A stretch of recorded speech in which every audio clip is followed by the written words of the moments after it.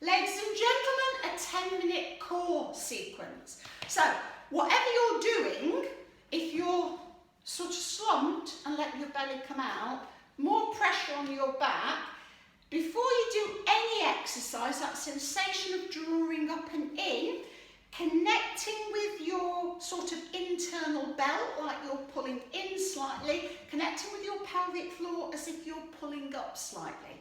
So, if you find your hip bones and walk your fingers in a little bit, individual knee raises, you might feel a contraction of this muscle here, your transverse abdominis. And the transverse, you continue doing your knee raises, wraps around here. And a lot of lower back issues are because this sort of switches off if you sit down and if you let your belly go and you're not connecting with the core muscles, they just switch off. So when you're gently pressing your hands in, all of us should have a layer of fat, should be there, but also this is connected to all the deeper core muscles. So if you thought a 10-minute core exercise was just going to be sit-ups, that's the least of it. What I'd like you to do now is opposite arm reaching to the sky, like you're climbing a ladder in slow motion. So, like anything, this is a stretch, and if you're doing a new move, you might want to do it smaller. So, elbows bent, knees not so high. If you want to work a bit harder, if there's no pain, nothing should hurt in exercise. That big stretch up with the opposite knee, it's a warm-up exercise because the arms above the heart, you're going to be burning calories. Now the bad news is you can't spot reduce. So if you wanted a flat belly, yeah, you've got to lose weight all over. However, for women of my age, post-menopause, these fat cells here, they're clinging on for grim death to any bit of estrogen that they can store, and that's where it's stored. So even when I was 3 stone heavier, I was sort of heavier all over my body. Now there's a lot more muscle than fat. There's still a little bit here. Now you are meant to have a little bit of that. The other thing you might not have thought was a core exercise is a squat. So a squat, again, works lots of muscle groups. You're working your legs, you're working your glutes, but you're also working your core. So the exhale here on the way up, really good to warm up, get a bit warmer physically, but also you're lubricating the joints. When you're working big ranges of movement, you're burning more calories, and oh, we're adding on now squat knee raise. So that again is working into the deep core muscles. So you stay at a level you want to stay at. So pushing into the heels to make sure that the glute works. If you want an advanced version of this, you can sort of do a squat, breaststroke arms to the ceiling, and breaststroke legs out and round. So that's a variation that you might want to do, or just do the breaststroke arms and the knee raises. For me, when you're doing anything with balance, so this is now squat abduction, I'm working my arms, I'm working my shoulders, I'm working my waist, I'm working my bum, I'm working my legs, and yes, you've guessed it, I'm working my core. But as well as that, we're working into our waist with this exercise, the obliques, which are here where my fingers are, and also here where my fingers are, this mid-back area. So the stronger your core, the better it is for all your back issues. But you start gently. So for instance with this, you might start smaller range of movement.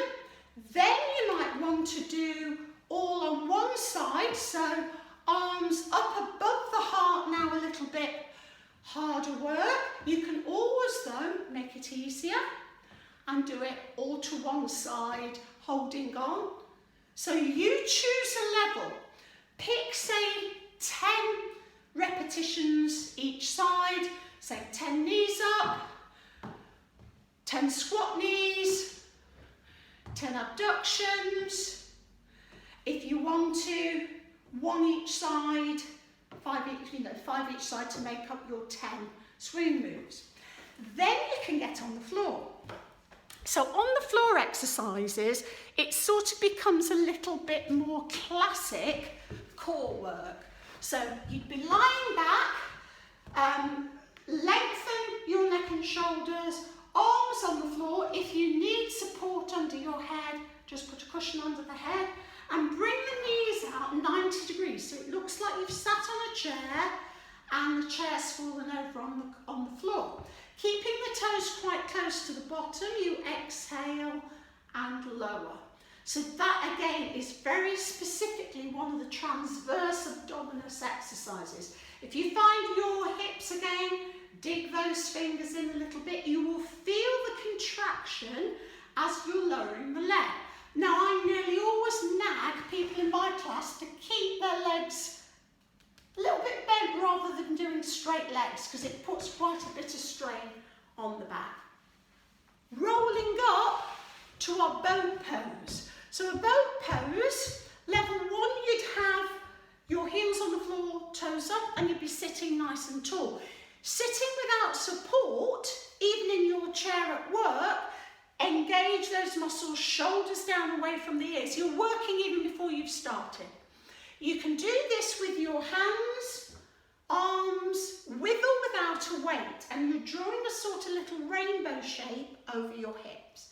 Level 2, you'd progress that.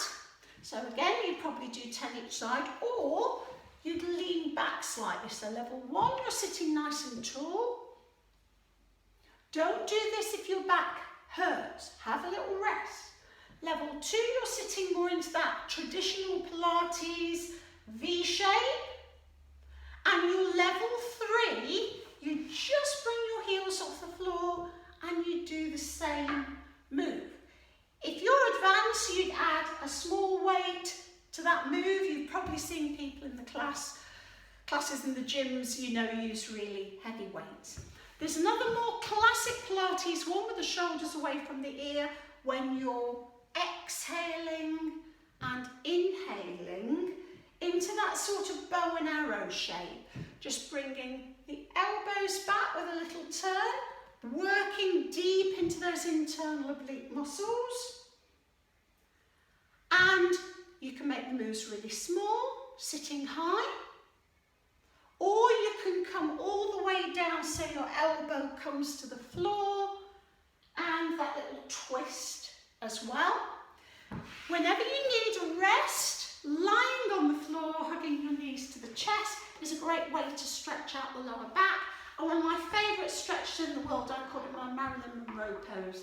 You take your knees to one side, inhale, squeeze the inner thighs together, and take the knees to the other side, which stretches across the hips, into the waist, nice and steady, exhaling as the weight of your legs does the stretching for you, and to the other side. Fantastic.